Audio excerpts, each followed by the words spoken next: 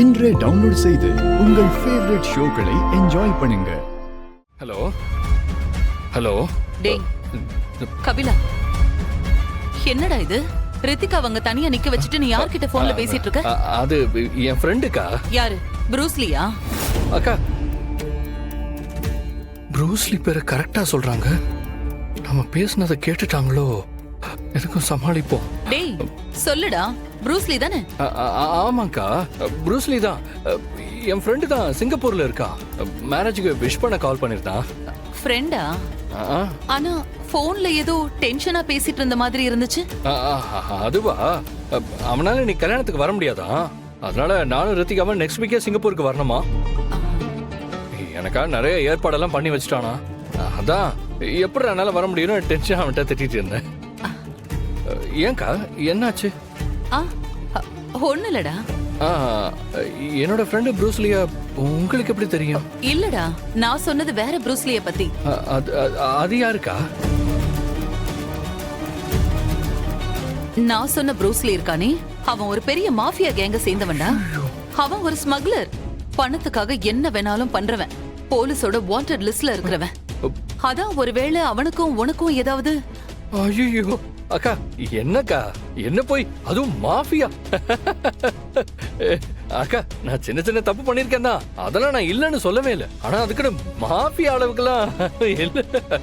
அப்படி இருந்தா போலீஸ் உன்னை சும்மா விடுதோ இல்லையோ, கண்டிப்பா நான் உன்னை சும்மாவே விட மாட்டேன்டா. அக்கா, என்னக்கா, நான் போய் ஃபோன் பேசிட்டு வரேன்னு சொல்லிட்டு வந்தீங்க, ரெண்டு பேரும் இங்க நின்னு என்ன பேசிட்டு இருக்கீங்க?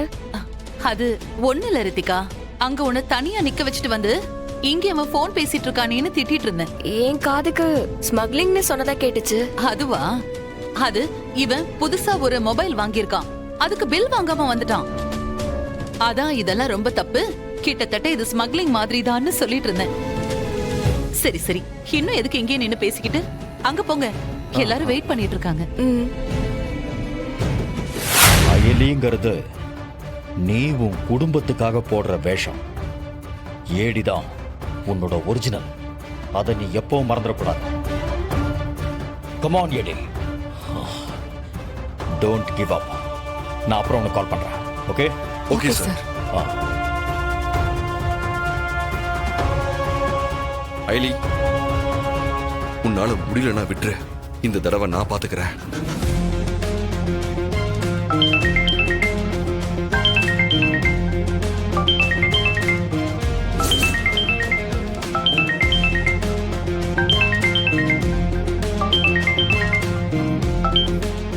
ப்ரூஸ்லி, நீ வீட்டை விட்டு போனதும் வர்மாக்கு போன் பண்ணி பேசிருக்கலாம்ல. அவர் எனக்கு போன் பண்ணி கத்திக்கிட்டு இருக்காரா? சரி சரி, இப்ப நீ எங்க போய் தொலைஞ்ச? இப்ப எங்கடா இருக்க? அவன் போலீஸ்ல மாட்டிக்கிட்டான்டா. வாட்? இப்ப எங்க கஸ்டடியில தான் இருக்கான். அடுத்து நீதான்.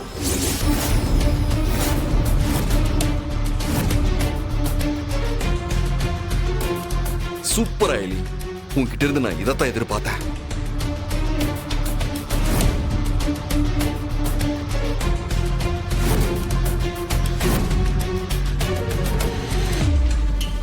அந்த வர்மா மட்டும் இன்னைக்கு இங்க வந்தான், அவன் வெளி உலகத்தை பாக்குறது இதான் கடைசி நாளா இருக்கும்.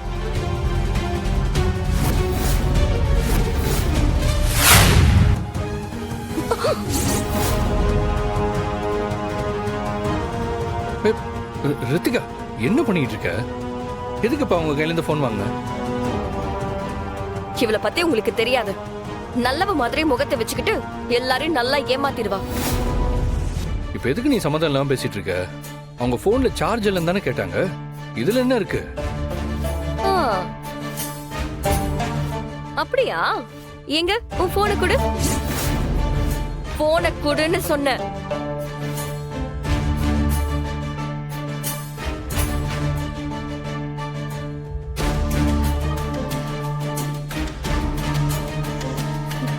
நல்லா பாருங்க.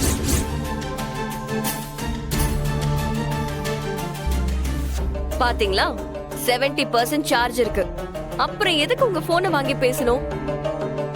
ஐயோ ரித்திகா, நான் முதல்ல உன்னோட போன் தானே கேட்டேன்.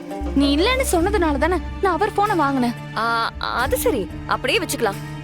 உன் போன்ல எதுக்கு சார்ஜ் இல்லைன்னு போய் சொன்ன? அதுவும் நானே சொல்றேன், மேடமுக்கு நான் உங்களை கல்யாணம் பண்ணிக்கிறது ஆரம்பத்துல இருந்தே பிடிக்கல. இன்னும் சொல்ல போனா இவளுக்கு முன்னாடி நான் கல்யாணம் பண்ணிக்கிறது சுத்தமா பிடிக்காம தான். இந்த கல்யாணத்தை நிறுத்துறதுக்கு என்னென்னமோ பண்ணி பார்த்தா. ஆனா கடவுள் புண்ணியத்துல ஒரு வழியா நம்ம கல்யாணம் நல்லபடியா நடந்துருச்சு. ஆனா இன்னமும் இவ கோபம் குறையாம ஏதாவது பண்ணி என் வாழ்க்கையை கெடுக்கணும்னு நினைச்சிட்டு இருக்கா. ஏன் இந்த ட்ரெஸ்ஸுக்கு என்ன? ஏங்க நீங்களே சொல்லுங்க, இதுக்கு முன்னாடி நீங்க இந்த கலர்ல Dress போட்டிருக்கீங்களா? இல்ல. எனக்கு தெரிஞ்சு உங்ககிட்ட இந்த கலர்ல Dress இல்லன்னு நினைக்கிறேன். கரெக்டா? ஆமா. அப்புறம் எதுக்கு இன்னைக்கு மட்டும் செட்டே ஆகாத இந்த கலர்ல Dress போட்டிருக்கீங்க?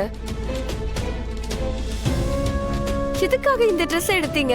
இல்ல, இது நான் எடுக்கல, எங்க அக்கா தான் எடுத்து கொடுத்தாங்க. இது அவங்களோட செலக்ஷன் தான்.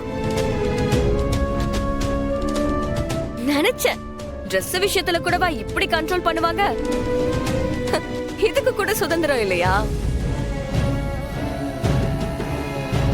Dressங்கிறது நம்ம உடம்பு மறைக்கத்தான்னு பேசுவாங்க. ஆனா சில இடத்துல நாம போடுற Dress மத்தவங்களுக்கு பிடிச்ச மாதிரி தான் இருக்கணும். இப்ப நான் இங்க போட்டிருக்கிறது நம்மளோட கல்யாண ஊர்வலம். ஆனா அதுக்கு இப்படிதான் Dress பண்ணிட்டு வருவீங்களா? Dress-ஆ இருந்தா கூட தான் இஷ்டத்துக்கு தான் இருக்கணும்னு நினைக்கிறதெல்லாம் என்னதான் மனநிலையோ. ரித்திகா, என்னம்மா இது?